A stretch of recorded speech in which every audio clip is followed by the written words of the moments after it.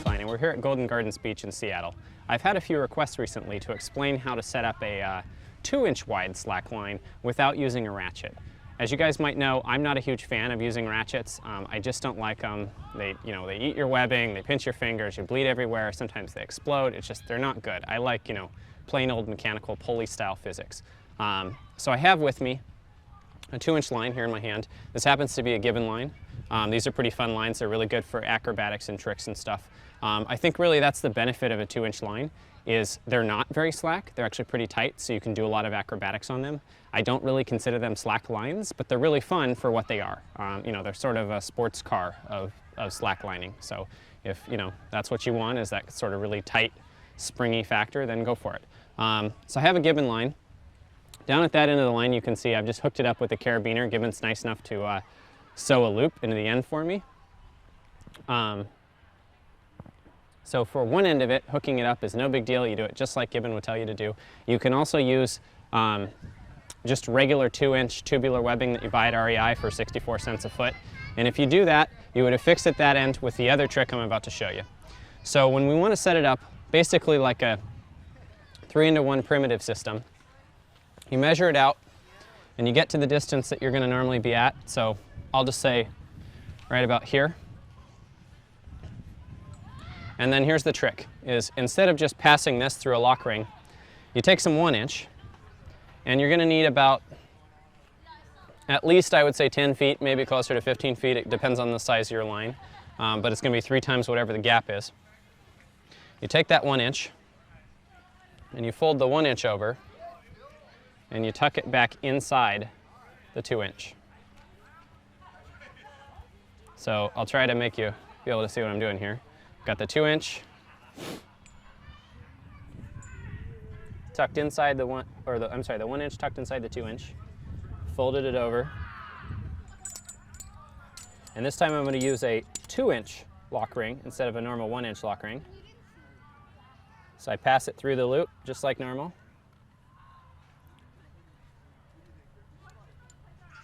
Pass it through the loop again. So I've got all this sandwiched in here, and then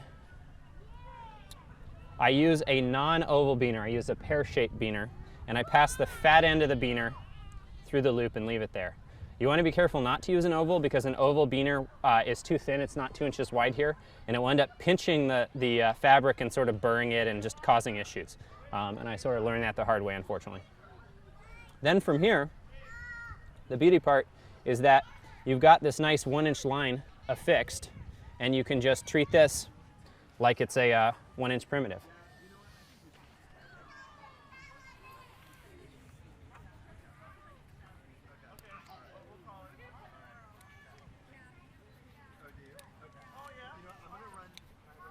So I go underneath,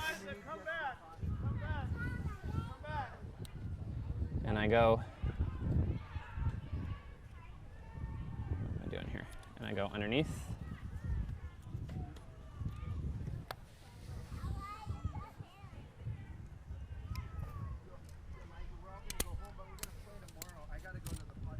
And I go over the top.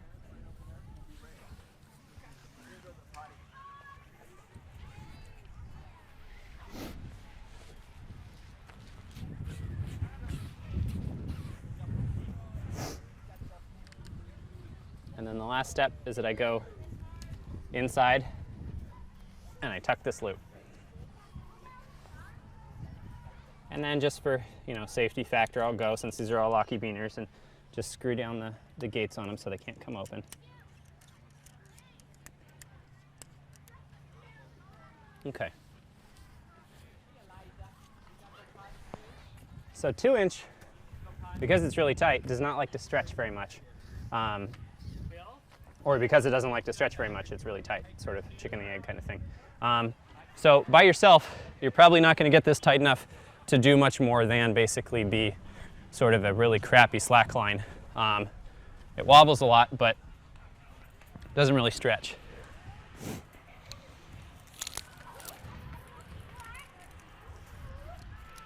So if you're a friendly guy or gal, then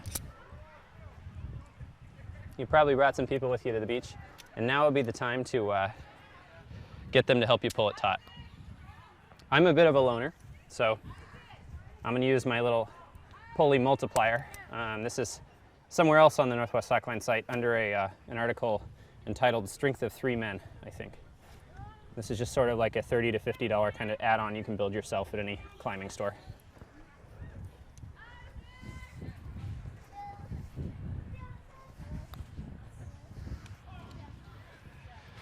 There's a kid about to walk head first into my line over there.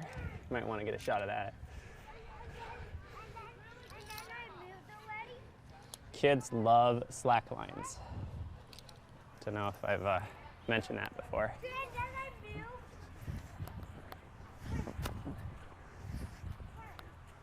It's pretty blown out.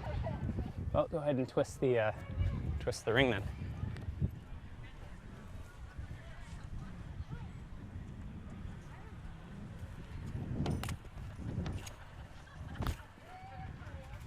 So that's pretty tight. I could get a little tighter, but that covers the basics of it. So basically we just adapt a 3-into-1 system to the 2-inch by using a 2-inch ring and a pear-shaped beaner. If that doesn't make sense, drop me an email. Thanks.